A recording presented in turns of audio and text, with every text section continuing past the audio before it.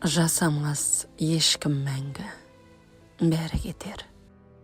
Ізгілік есім ғана мәңгілік, мәңгіге әне сол жетер. Демеп беді, сөз ұстады сағды.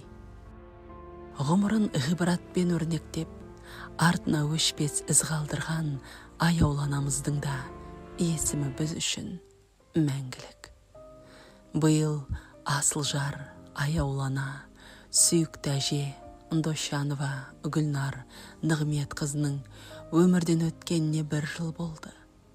Оның жарқын жүзі, аңқылдаған пейілі көңілімізден бір сәтте кеткен емес.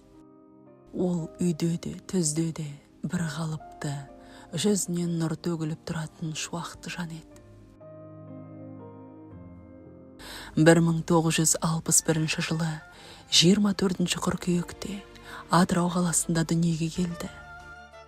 Ол Құйбышев атындағы орта мектепте оқыды.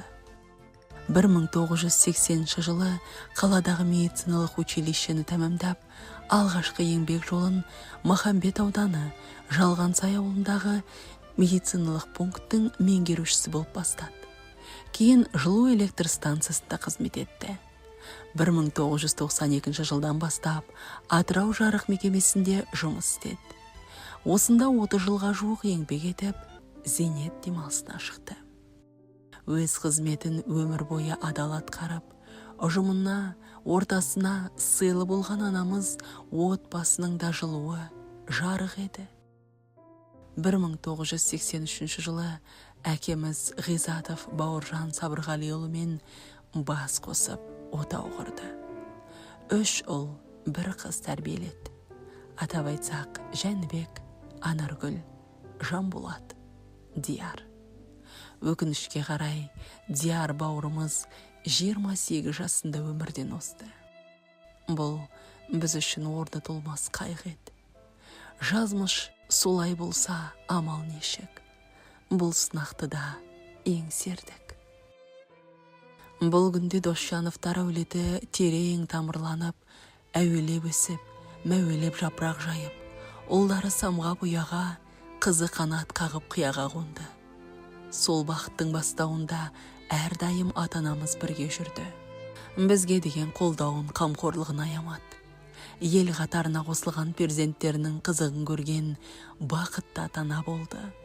Олардан өрбіген 6 немере, 5 жиеннің шадыман шаттығына бөленіп жүрді. Немерелерін өзі бағып қақты. Қасынан бір елі тастамады. Балабақша, мектепке өзі апарып, сабақ үлгерімін қадағалады. Сол бір кішкентай жүгірмектерге арнаған әр уақытын ең бақытты сәттеріне балайтын. Перзенттерінің сүт бұлағы, үлкен кіші ағайын татулығының ұйытқысы, құрбыларына адал ниетті жан, жүрегі иманды Абзал анамыз бос уақытында өлең айтып, тоқыма тоқығанды жақсы көретін. Оның қолынан шыққан тоқыма жейдемен шұлықтары сондай әдемі, әрі денеге ыңғайлы шығатын, қолы алтын еді. Еріне жаққан, ұрпағына аяулы болған Асланамыздың кіршіксіз мейірімі туған туысқандарына, жекжат жұрағатына жетіп жататын еді. Үйіндегі бар дәмін келгендердің алдына аянбай тосатын, пейілі дархан, мейман достығы бір бөлек еді-ау. Дастарханы жиналмай, ас суы дайын тұратын қолашы жан еді. Үйіне келгенге жайылып төсек, жазылып жастық болатын анамыздың түлерер тамағына да, ақ ниетіне де тойған әр мейман сондай ризашылықпен қайтатын. Аяулана біздер үшін дар едің. Шуақ едің, саялы, пан едің.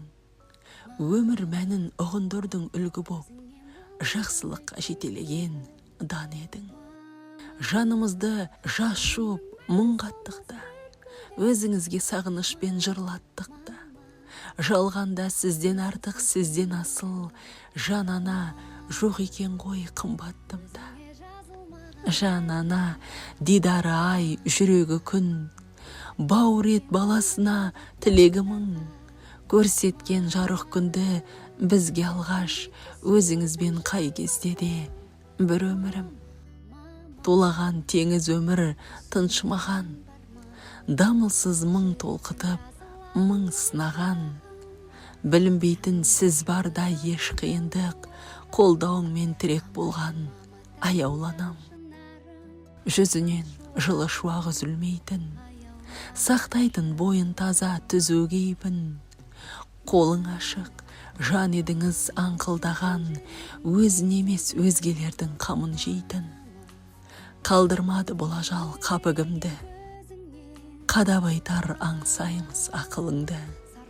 Жаратқаннан сұраймыз дұға тілеп, пейіште шалқысын деп жаныңызды.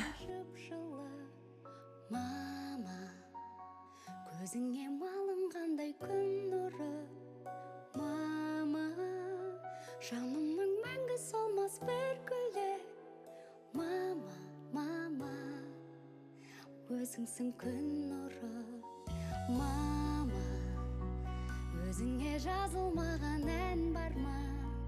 Мама, көзілген таңды жалғап таңдарға. Мама, дәл сендей түсінетін жан бар ма? Мама, мама, түсінер жан бар ма? Жүректен жазылатын ән шырағым, жанымды жылытатын жан шуағым. Мамашы, маматайым, таң шынарым, жан шуағым, аяулы анашым. Анамызды осылай мұң жырмен еске алып, қайғудың жеңілдеткіміз ақ келеді. Әлі де сене алар емеспіз. Қимастық сезіп өзекті өртейді екен. 2024 жылы 26 маусымда біз үшін ең аяулы жан Гүлнар Нығмет қызы дүниеден озды. Зейнетті ғұмырының ұзақ болуын тілеген едік. Амал қайсы? Адамның емес, Алланың жазғаны болады. Жүрегі таза, пейілі кең, бар жақсыны бойына жиған. Өмірін мәнді өткізген ардақты анамыздың ғұмыр жолы бізге әрдайым өнеге. Адастырмас бағдаршам. Қолымыздан бар келері аяулы анамыздың рухына құран бағыштап дұға оқу. Мәңгілік мекенің жұмақ болғай. Асыл ана.